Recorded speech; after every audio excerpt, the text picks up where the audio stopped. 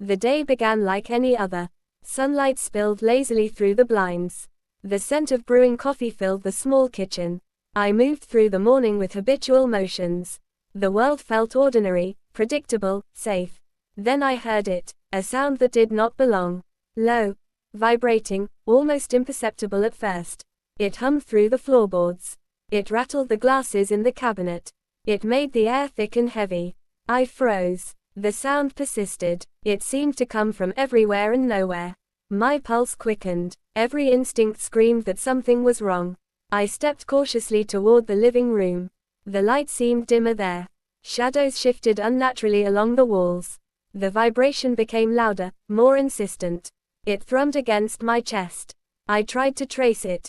Under the couch, inside the closet, behind the television, nothing. Then the sound changed. It was sharper now, like metal scraping against glass. It seemed alive, intelligent, almost mocking.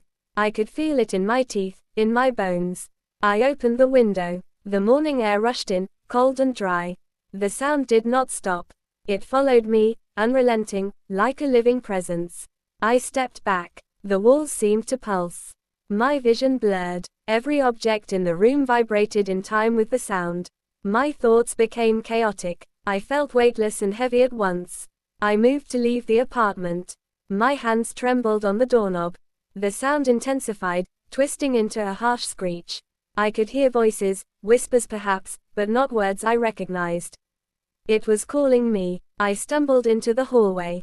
The building felt unfamiliar. Doors that should have been closed swung open. Shadows stretched unnaturally across the walls. The sound followed me, growing, filling the corridor. I reached the stairs. Each step vibrated beneath my feet. The sound seemed to seep through the concrete. It was no longer just a sound. It was a presence. At the bottom of the stairs, I saw it. A light, dim but pulsing. It hovered in the corner of the lobby. The air around it shimmered. The sound emanated from it, rising, enveloping me completely. I wanted to run. My body would not obey. My mind screamed for reason. The sound was too alien, too overwhelming. It was rewriting reality around me. Suddenly, it stopped. Silence hit me like a physical blow. The lobby was empty. No light, no vibration. I could hear my own breathing. Shallow, rapid, uncertain. I touched the floor. Cold, normal concrete. Nothing remained of what I had just experienced. And then I realized, something had changed. My senses, my thoughts, my very perception felt different. The world was no longer as it had been. I felt smaller, fragile, exposed to forces I could not name. I stepped outside. The sun shone normally. People walked past, oblivious. But I knew. I could hear faint echoes in the wind. The sound was still there, just beyond perception. Watching, waiting. I walked, trying to escape. The city seemed ordinary, yet every corner, every shadow, whispered that nothing would ever be ordinary again. And deep in my chest, I knew the sound was only the beginning. I walked the streets, but the sound followed me. I could not hear it with my ears, but I could feel it in my chest. It was a low vibration, subtle yet unshakable. It made my skin crawl, like tiny insects moving beneath it. Every step I took made the vibration pulse stronger. People passed me without noticing anything unusual. They laughed, they talked, they lived as though nothing existed beyond their own senses. I wanted to tell someone, to scream, to make them hear it. But the words died in my throat. I realized no one could hear it but me. I tried to reason. It must be my mind, I told myself. Stress, exhaustion, a trick of the senses. But reason felt hollow. The vibration was too real, too deliberate, too purposeful. It was a presence I could not deny. The sun dipped lower, and shadows grew long. The city streets changed. Alleyways I had walked 100 times appeared unfamiliar. Buildings seemed taller, darker, heavier. The air thickened, carrying a faint metallic scent. I breathed it in, and it made my chest ache. I reached the riverbank. The water was calm, reflecting the evening sky. For a moment, I thought the sound had left me. I bent down to touch the water. Ripples spread across the surface, and in them, I saw shapes. Not reflections of the city, but shapes that twisted unnaturally. Figures that moved too fluidly, too deliberately. They whispered, not in words, but in vibration, the same low hum that had haunted me. I stumbled back. The river seemed alive, like it had been waiting for me. The sound surged, overwhelming now, a wave pressing against my ears and chest. I fell to my knees, clutching my head. The air around me shimmered. The world felt thinner, as though reality itself had a seam that was beginning to tear. I tried to run. The city twisted around me. Streetlights bent like molten wax. Buildings leaned and swayed. People walking past me distorted, faces stretching, voices elongating into low, inhuman moans.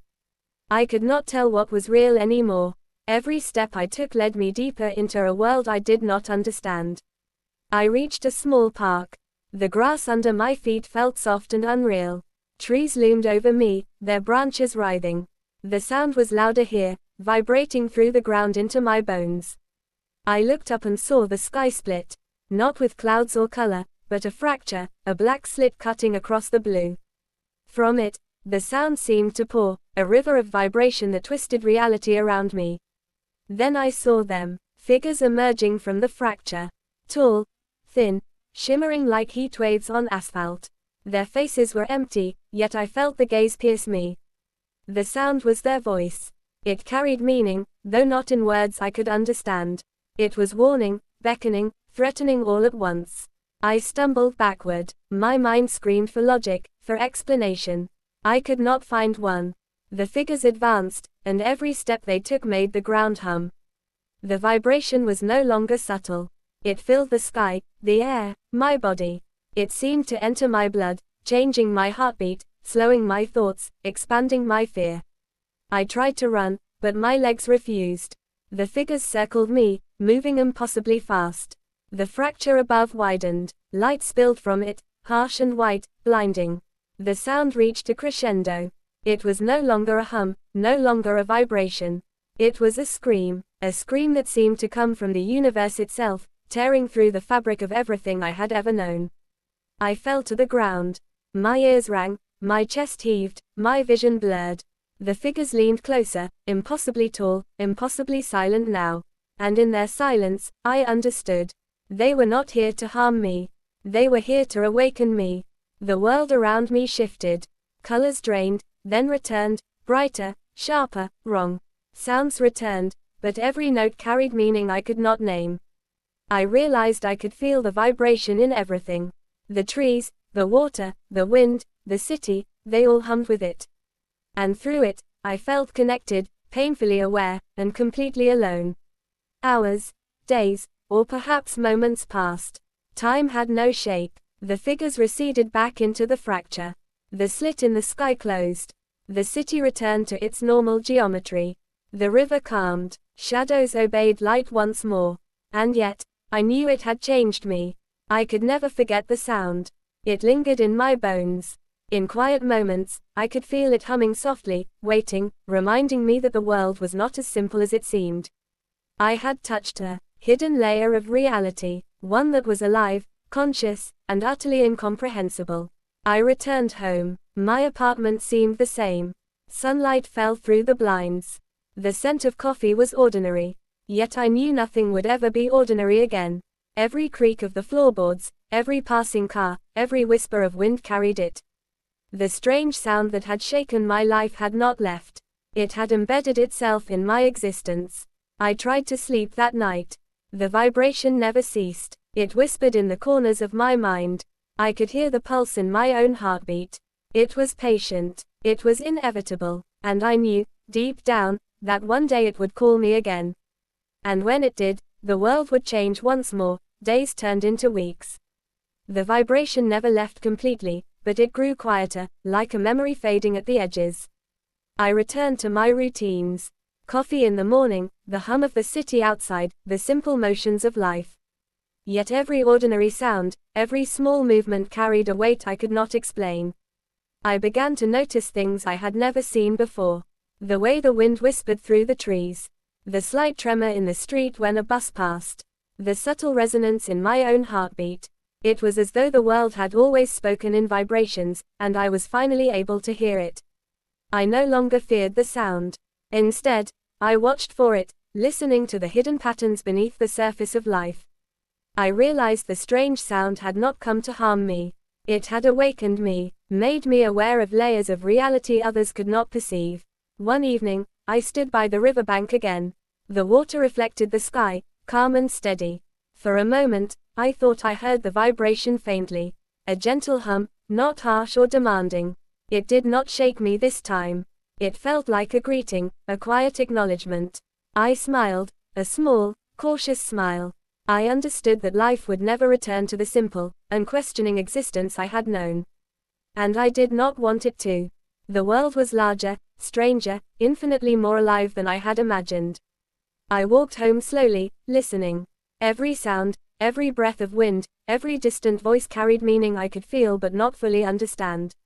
I realized I had been given a gift and a responsibility. To exist fully aware, to witness the hidden hum of reality, and to carry it with me, quietly, always. That night, I slept peacefully. The strange sound did not demand me. It lingered at the edge of my senses, patient and watchful. I understood, finally, that my life had been forever changed. And I was ready to live in a world that pulsed with unseen, unfathomable life. The vibration had shaken me once. It had broken the walls of my ordinary existence. And now, it guided me. A silent, invisible companion reminding me that reality was never as simple as it seemed. I stepped into the morning light. The city hummed quietly beneath me. I listened, and I smiled.